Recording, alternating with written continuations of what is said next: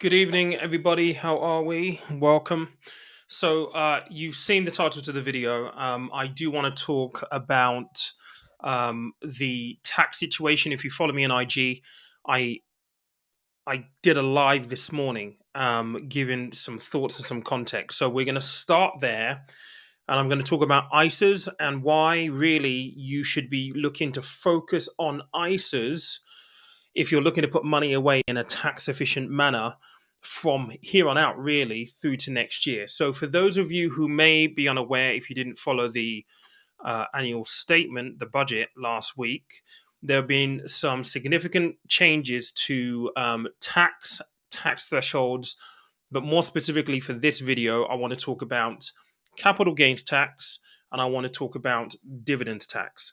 Now, I have made previous videos where I spoke about the fact that they muted that some of these things were going to be changing. This is what we know right now. So currently, if you are invested or if you have property, and I'm going to focus on investing because that's what we talk about here, maybe touch on property a bit later on.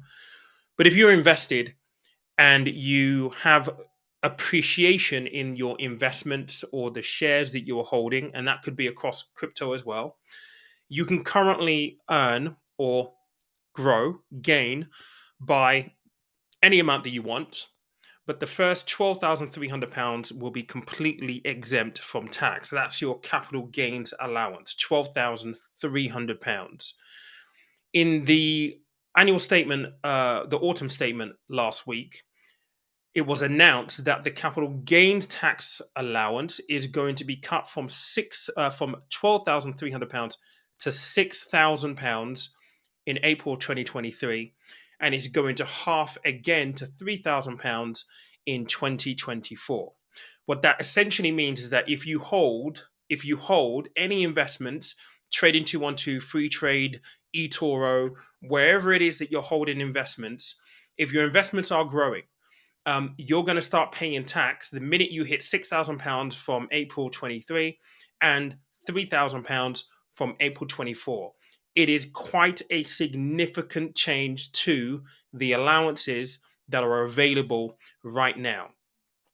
I was extremely surprised that they went to that level, and believe me, my mouth was on the floor, and I was at Channel 4. I was supposed to be taking notes for the session for the segment that I ran, but if I'm honest, that was the thing that stuck out to me the entire day.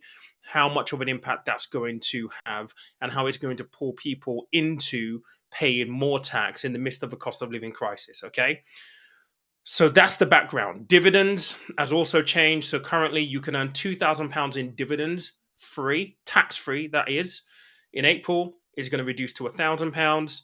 And in 2024, it's going to go from £1,000 down to £500.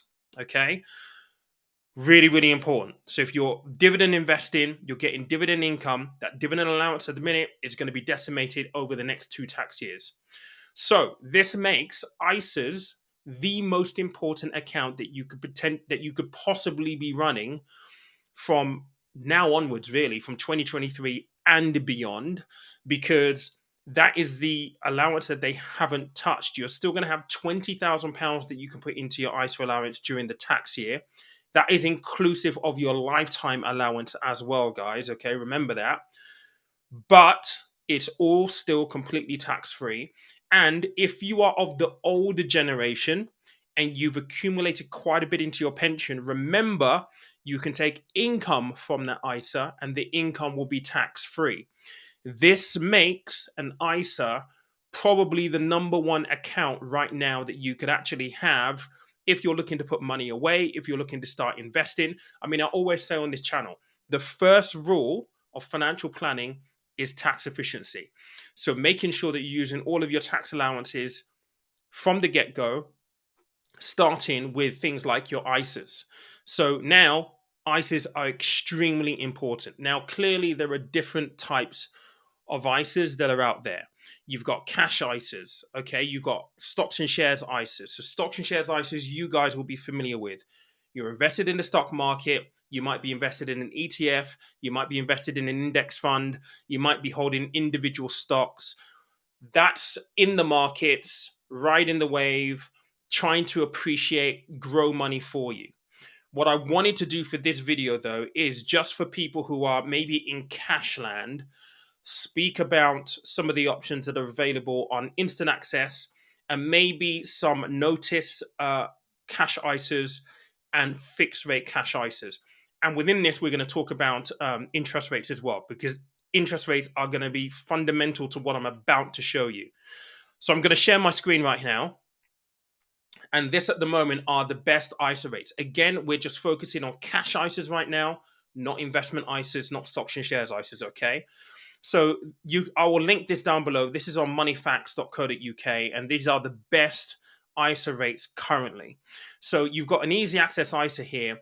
They're saying around about 3%, but when you click on this one here specifically, it actually takes you through to the next page.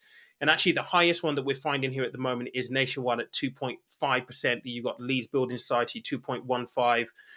You've got a Coventry Hargreaves Lansdowne. So I'm assuming, well, that's an active saver. So, and it's a cash ISA as well in partnership with Hargreaves Lansdowne 1.8. Let's not go any lower because now you're getting into the 1% and it's not even really worth it. This is a really good account, 2.5%. So what I'm trying to say here is, and this isn't advice in terms of, look, go put money with Nationwide. I don't have any affiliate links or with them at all, but I'm just trying to show you the kind of things that are available out there. The thing to remember with this, though, is first and foremost, you're not paying and will not pay tax on the monies that you have in an ISA account. So really, you're saving yourself 20% tax or 40% tax, whatever tax bracket you fall within. This 2.5% that you would get from Nationwide is pretty much kind of like that cherry on top of the cake, if you will. So think of it this way. It's 2.5% in interest rate you're going to get. It is this is a 1 year easy access account. So there is no notice. You can get hold of your money immediately, but you're keeping the money away from the tax man. That is the big thing. If they were to change ISA limits in the future, it won't impact anything that you've put in there because they're not going to make retroactive or retrospective changes when it comes to ISIS. The government typically doesn't. Doesn't mean that it can't happen, but it's never really happened in history. So you should be relatively safe. And again, if you're planning for the long term, the fact that you can still draw money out of your ISA in income tax-free is a massive, massive bonus. So that's just some of the stuff that's available on instant access, okay? I'm going to go back because you can also look at, say, 1 year fixed rate deals. And this is my opinion. So if you think about the interest rates at the moment, right, they're predicated on the Bank of England base rate. When the Bank of England base rate goes up, typically you will see savings accounts go up. You definitely see lending rates go up, like mortgages and stuff, right?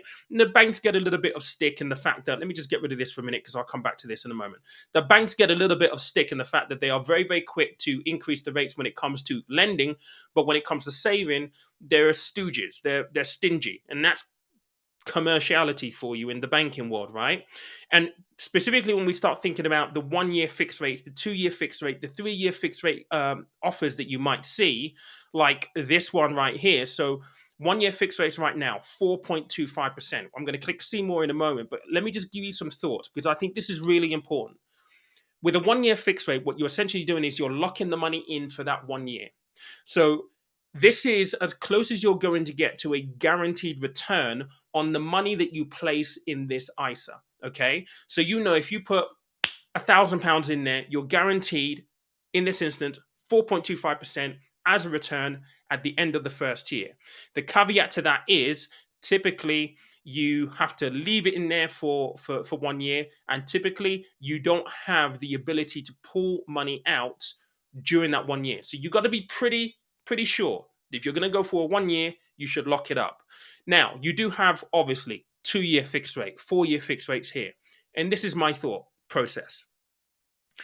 Jeremy Hunt said on Thursday last week that he's given his full blessing to the Bank of England to do what is needed to combat inflation, which means we are going to see interest rates rise, the Bank of England interest rate rise. And those things will typically impact this. So for me, thinking about this logically, why would you go for a 2 year, a 3 year, a 4 year, a 5 year fixed rate. I mean, a 5 year is offering 5.05, right? Why would you go for one of those if the interest rates are likely to continue to increase over the next 12 to 24 months? You may decide that it's okay because you just want to know peace of mind right now that you can put money in and you've got a guaranteed return. But I think you need to think about it from a realistic point of view in terms of what we know should be coming down the track. We might be wrong, but those are my thoughts. So whether you decide to go for 1 year, 2 year, 3 year, 4 year, it is worthwhile just knowing in the background the landscape in which we find ourselves. Interest rates are likely to go up, which means that you could lock it in for 2 years, and at the end of the first year, what's on the market is significantly more attractive than 4.75 or 4.25, right? So that's obviously worthwhile bearing in mind. I'm just going to click see more on this. I don't know whether these rates are actually 4.25. I mean, look at it here. So Aldermore, 3.65. So there isn't anything on here that is at 4.25 specifically, but you get the point. 3.65 at the moment, 1 year bond on an ISA. Again, the returns are going to be tax free. Shop around and see if it's something that you want to use. Again, I'm not telling you to go open the account, but I think it's nice for you to know what is actually out there. I do want to talk about notice accounts, and notice accounts were somewhere down here. Notice accounts are typically accounts where you have to give notice to access your money. So these things might be 30-day, 60-day, 90-day notice. And what that basically means is you put the money in. For you to draw out, you have to give them that notice term to get hold of your money. Typically, if you need it in emergency, you don't want to give the notice. You simply just lose your interest. But that's a choice that you need to make. But when we look at this one right here, where was it? Notice savings accounts. Let's see what rates they actually have, because this was advertised in 3.2. Okay, 3.03 is what you're looking at. And I'm not actually too sure whether this is an ISA specifically, but there are ISA notice accounts. I thought this would be really, really interesting. Let me just share that again so you can see it here. Okay, so this is what I was looking at. So Bank of London and the Middle East, 3.03% variable, 90-day notice, obviously interest paid quarterly. You've got Aldermore here, 2.95. Again, just be mindful of the terms and conditions. You need to give that amount of period of time for notice. This is 120-day notice period. So if you were to access it without giving the 120-day notice, you'll lose interest for those days. So you can easily calculate what that would actually be based on your deposit, and when you prorata it down to days to know exactly what you'll lose. But I just wanted to cover this because I think it is really, really important right now, given everything that was announced last week. And I think, one of my key drivers here is I want people to be able to be in a position where they can make the best decision for them. That's my priority here. And I think sometimes this information can be very, very confusing. It can be very, very convoluted. And I just simply try to provide a little bit of context so that people can be like, okay, right, I might decide to do this. Please do your own research. Please try and make sure that whatever decision you come to, you are comfortable with it. But having this underlying information to help you make a decision is what I hope and I think or would like to think that I'm able to deliver. And you guys are always great in getting in the comment sections and leaving your thoughts. And I do appreciate that because it's nice to hear feedback a lot of the time. But I'm just looking through the comments here. We do have a spammer in here for whatever reason. These idiots have been in my comment section for some time now. I have to delete comments from these guys every single day. But let me just see what you guys are saying. GT Playboy, how you doing? This is timely. Was thinking this morning about ISA provider for the next tax year. What's this saying? So looking forward to this. Thanks for today's stream. You're welcome, mate. Thank you. What's Chris saying here? I'm guessing some precious metals may be an idea. I mean, if you're looking at things like gold and precious metals, silver, platinum, those kind of things tend to hold value right now. They're a diversifier, aren't they? So when the markets are volatile, they're always good as a diversifier, but they'll still be volatile because that's just how things are effectively. I think I've just lost connection on here. I think I'm back. I don't know what happened there. But anyway, guys, look, I appreciate you guys for joining me on a Sunday evening. if you did enjoy this, do me a favor. This is the one thing that you can do to help. And I know that there's about 80 or so of you on here at the moment. If you smash the like button, it just means that other people who might benefit from this video also get to see it as well. Because what YouTube essentially does is they will look at the interaction on the video, and then they then decide based on likes and comments whether or not it was any good. And if they feel that it was good because it gained interaction, they push it out to other people as well. So I'm sure there'll be plenty of people who might find this information really, really useful. So you can do me a massive favor and just hit that like button. It will just push it out to others. I will do a live Q&A at some point. I've just got so much going on right now, guys. So I'll see what I can do on that front. But thank you, guys, for smashing the like button. So many of you have actually just done that. I've just seen the number creep up quite a bit. Someone's just asking here, can you have a new ISA every year on year and not sell? Is it over 5 years and have 5 ISAs? Yes, you can. The rule here, MC, is that within a tax year, April the 6th to April the 5th, you can only contribute to one ISA with one provider during that tax year. Okay, so that's the most important thing. So if you had an ISA from last year with Santander, for example, and this year you have one with Nationwide, the next year you go to Barclays, and the year after you go to HSBC, that is completely fine. You're just not allowed to contribute to an ISA, to an ISA with 2 separate providers within any given tax year. That's the really important thing to remember. If you do have old ISAs that are kind of lying around and you want to transfer them to a provider because you maybe want to consolidate them, you can do that, but you have to do it as a transfer. Please remember that. Anyway, guys, thank you so much. I wanted to keep this really short and sweet. I appreciate you.